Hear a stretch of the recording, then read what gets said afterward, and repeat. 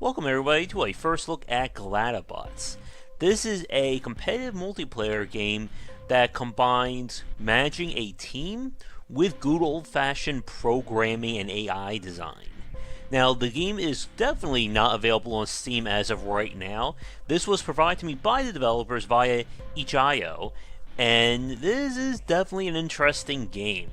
It seems word has gotten out that because I play Space Chem, I must be some uber programmer slash puzzle master, which is not anywhere near the truth. And I'm going to do my best to show off this game, but I can tell you right now I am going to be bad at it. But if you're interested in checking out, it is available again on itch.io, and I'm sure they are planning on getting this on Steam or through Steam Direct at some point. But the game comes with career mode where you play against other players, and as well as practice and specific training modes, similar to something like Frozen Synapse, or I'm trying to think of some other good examples, or Laser Squad Nemesis. It's more about you setting up the plan rather than you actually interacting once things go. But let me show you very quickly how things look. So the rules are, you're the team, you're always the blue team. Your robots have shields represented by the white squares and then the actual health above. Your mission normally is to defeat the other team and secure these targets back at your home base. Now, as you can see, nothing really happened there. That's because the AI is kind of set up very basic for here. You can also change the types of weapons, as well as the basic AI patterns. The idea is you can only have one AI per robot, at least from what I can see. And basically everything is done visually, so you don't need to actually go into the actual coding when it comes to programming your robots. Instead, it works by visuals and good old-fashioned if-then statements. So what I'm going to do now is, let me get back here. I'm going to do this again. This time I'm going to change up one of their weapons. Let's see how this goes, and we're going to keep the AI on. We'll be coming back to that in a minute. We're going to keep this on so you can see what's going on. There you go. How it works is that orders are done counterclockwise, according to where they're set up on the node here. Oh, jeez. Gonna attack buddy. If the command is valid, basically the robot will perform it, which is attack closest to the enemy. If there wasn't an enemy there, what they would do would be go to the next one in the chain. Now, of course, here's the problem though. There are no scorekeepers on our team, so they don't know to actually go in and attack. Or, I'm sorry, to go in and get these balls back. So it's kind of a moot there. But we're going to go into the AI editor, and I'm going to try and create something here for you folks to see. So this is, jeez, gotta get used to these controls. This is our AI. And as you can see, we have quite a bit of distance to actually work with.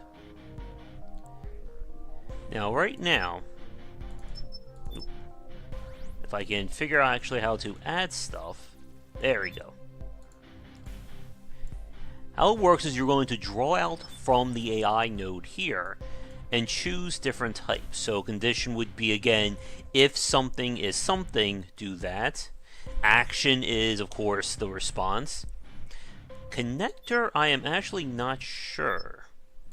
Again, I am still very new into this, and like I said, I am going to be very bad at this.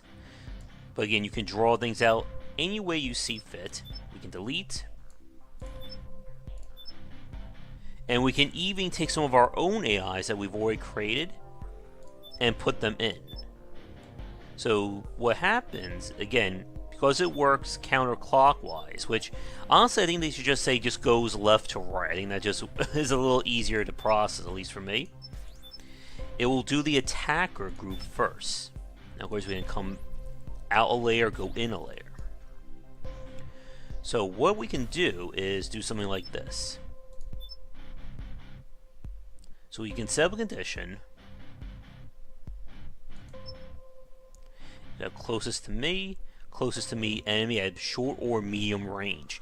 How it works is the closer you are to an enemy, the greater the chance you'll be able to attack it. And that also will imply how easy it's going to be to quickly deal with these enemies, because enemies and yourself have shields that can recover. So what I can do is, let's disconnect that for a second. So you always want your more general commands to be furthest on the left, because again, because things move counterclockwise or left to right, you're going to want things, you want your more general ones there to make sure that they go off. So obviously combat's very important, so I want that to be set up first. So for a test here, I'm going to connect that. And then what I'm going to do is set up the sub AI for score. And what score does is set up, if you're carrying a resource, you're going to secure, because that's more important. If you're not carrying anything, then I want you to actually go and try and gather it. Now in theory, I keep exiting out when I don't mean to. In theory, how this should work is that if I put this onto an AI, the robot will perform the attacker commands first, as in being on offense. And then if there are no enemies left, it will then go and try and grab the score. You can also set up robots to be specifically for scores. Now within these commands, basically once it has gone through, they will not switch off until the command is done. Meaning, once they begin attacking, and because the enemies are obviously going to stay there, this is going to remain consistent. So if I want to change things, we need to set up a little bit more commands. And we can do that by setting up a condition. The close set up to him, or to the robot itself. If shield is at 25 to 50%,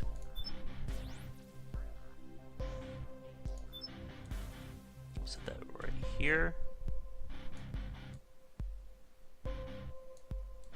Or actually, what we're going to do is we want to set this up within the attacker.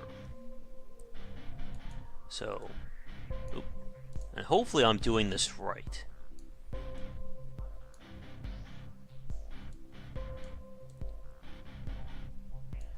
First command I want to do is that. And we're going to try running this out to see how badly I messed up.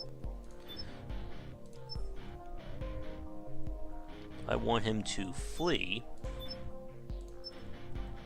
from closest enemy. And again, this is going to be a defensive or retreat action. Now we can also set up conditions here to leave. Or to engaged, or I'm sorry, to engage. So if it's less than 50, run away.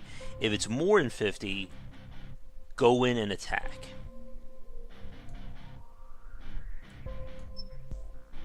So let's see how this works. And I'm sure this will completely and utterly fail.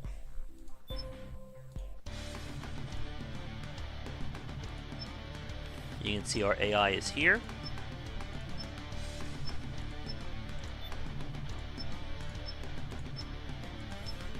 Alright, everybody good. So as you can see, they are set up to do that. And look, because we open up here, he's attacking, he's attacking. Oh, the condition just went through, he's retreating.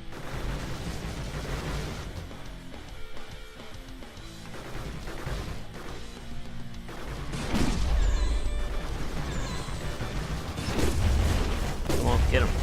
And now the score will go on. and we won. Not the best victory, however, but it does show you how things work. I'm going to do this again, and we're going to try and slow things down. So as you can see, we're going to go into the attack subroutine. Right now, these commands aren't applicable, so they're doing the move. Now they're within range, so he's now going to attack. Now this guy, because the condition happened that his shield was below 50%, he is retreating, which is going to cause his shield to recharge once he's out of combat. Meanwhile, he's still good.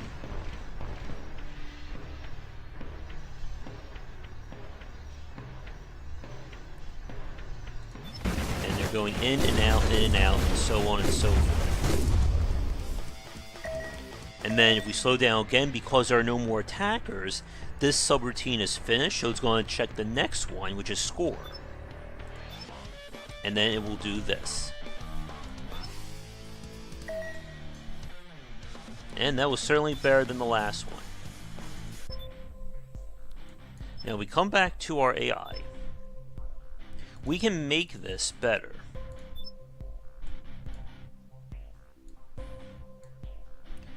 We can say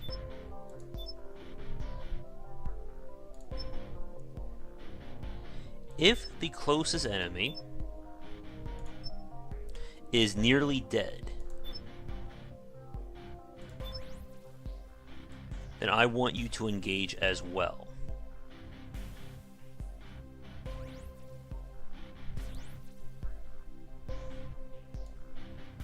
If they're not, then he'll just attack normally. And I can move these in and out and all around as much as I want. But again, it is going counterclockwise. So it's going to start from the left and work its way over. So let's see what happens now.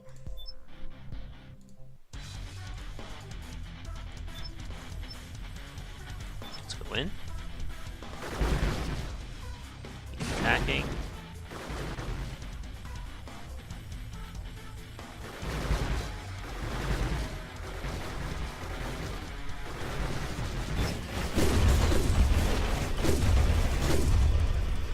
And what ends up happening when we have this command on is that it's going to force our robots to be more aggressive when a bot's about to die to, pour on that attack before they try and retreat.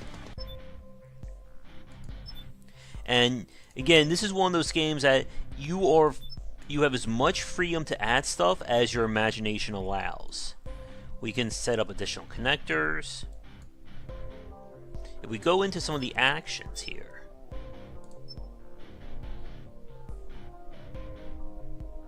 apparently you can tag robots. There's commands for different attacks.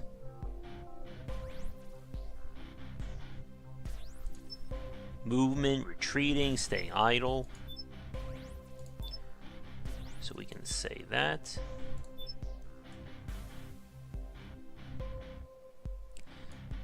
And again, however we set this up is how our robots will behave.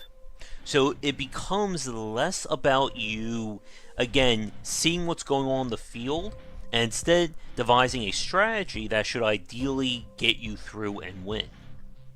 We could set up, for instance, that, let me get back to the AI here. Let's delete that.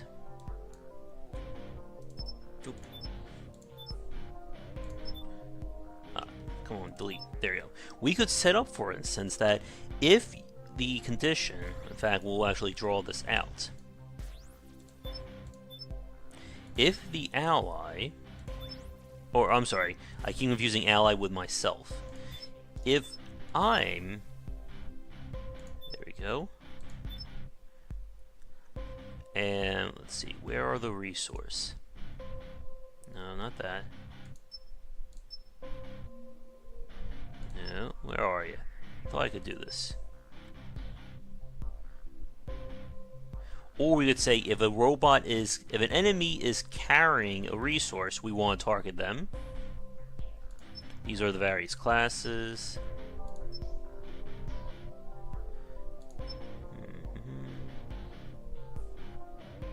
trying to get it to actually engage. Or do it based on distance. That's not going to work.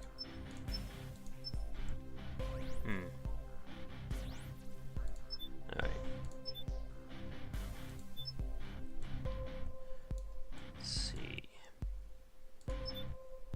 Let's go up a tier. And I'm going to try something like this. If enemy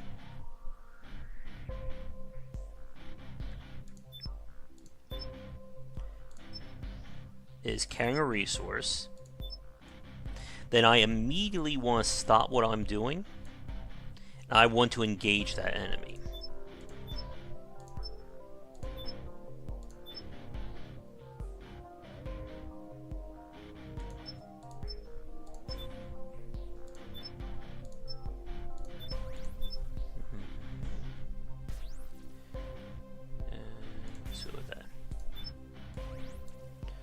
So closest to me enemy is carrying a resource. I want them to focus on that. I don't think this is going to work though.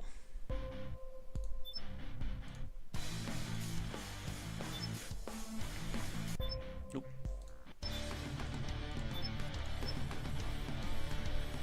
Let's see. There they go. Yeah, I don't think this one's going to work. So I'm still doing about the same, which isn't bad, but we can obviously make it better and more complete, especially if you know what you're doing, which I am still not all that sure of. And if you are new, like I am, the game comes with a fairly complete training mode.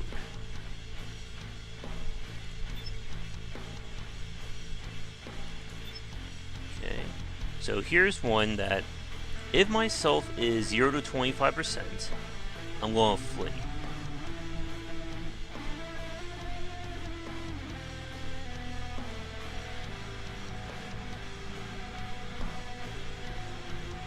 Let's see. I'm not sure like what they're asking for though.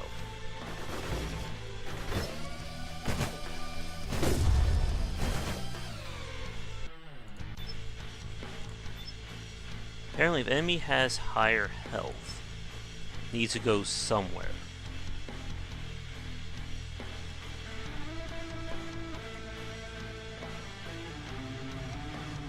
Enemy has higher health.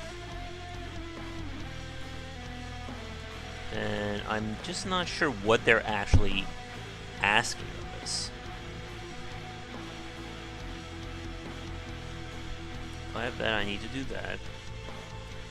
Flee from closest to the enemy.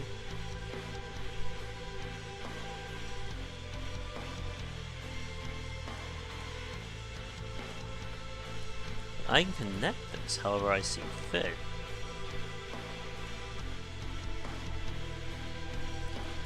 But I can't seem to alter it.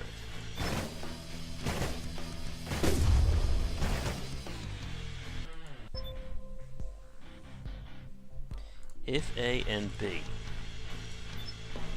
You always need to flee from enemies when your shield is low. You still have the advantage if your health is higher than your enemy. Maybe they're telling me to just delete this.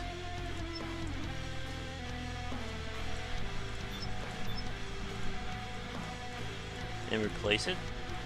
If enemy has higher health.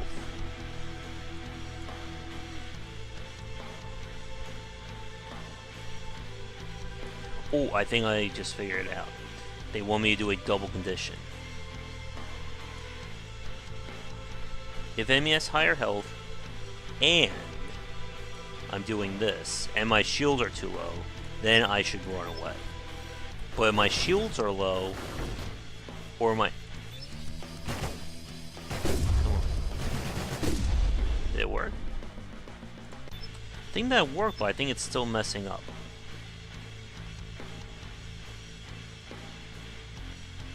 Should be doing these as two different conditions. I know. Maybe if I flip things around.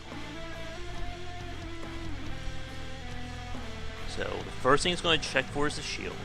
Then it's going to check to see if our healths are different. Alright, let's watch.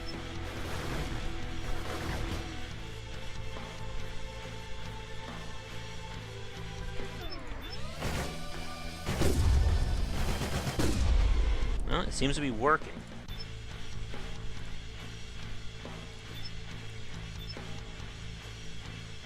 Okay. Use a new action to continue attacking the enemy you are currently attacking. Attack closest to me, attack closest.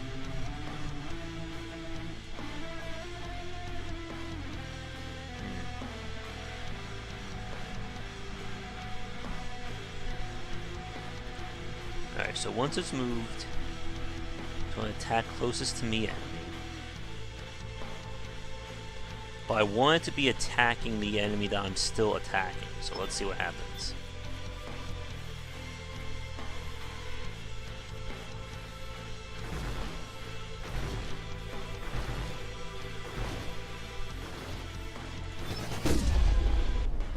I guess that worked.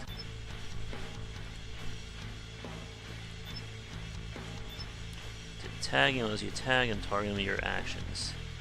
It's the only one to see the tags it places. Add tag 1 closest to me enemy, and this will attack that enemy. Alright, let's see what this does, and we'll wrap things up after this.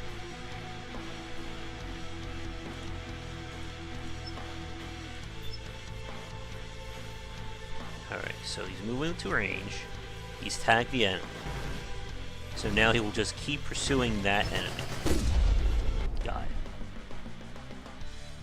Not bad. And again, there's a lot more that we can do. As you can see, there's quite a bit of tutorials, all designed to get you into the understanding of how things work. And like I said, I am certainly not going to be the best person to show off Gladiabots, but I am liking what I'm seeing in terms of the design. And if you are looking for that similar take of programming, but also along the lines of like Laser Squad Nemesis or Frozen Synapse, definitely give this game a look at if you're interested. Again, it is on itch.io, and I'm sure they're planning on getting on Steam at some point. And of course, please keep in mind that I am playing an alpha, so chances are what you see may not represent the current version of the game, especially if you're watching this in the future. But I enjoyed this one. It may not be completely my cup of tea, but I can see people who really enjoy the programming and that analytical aspect getting their hands dirty with a game like this, especially if it features ranked play and it comes down to who's the better planner when it comes to their programming. And I'm sure they'll add in more features and more programming options as time goes on. But I think with that, we will wrap things up for now. If you're a developer who's working on a game and would like me to take a look at it, please don't hesitate to get in touch. Like I said, I may be known as the puzzle programming guy, but I do enjoy platformers and Metroidvanias as well. So please don't ignore me when you're working on those titles. But anyway, thanks for tuning in. If you're new, be sure to like and subscribe. And check back for daily videos on game design here and on Game Wisdom, where we examine the art and science of games. Thank you so much for watching this video. If you enjoyed it, be sure to like and subscribe to the channel. Check back around 10 Eastern for regular streaming. If you'd like to suggest games for me to cover or topics to talk about, let me know in the comments below. For a collection of my writings as well as weekly podcasts on design, check out game-wisdom.com. To support the Game Wisdom Patreon, you can find us on there on patreon.com/GWBycer. $1 will get you into our private Discord channel where we talk game topics and more. $5 will get you voting privileges for any major event, including the Saturday Night Grab Bag, Patreon-funded goals, and more. Thanks again for watching, and I hope you enjoy more videos here on the Game Wisdom YouTube channel.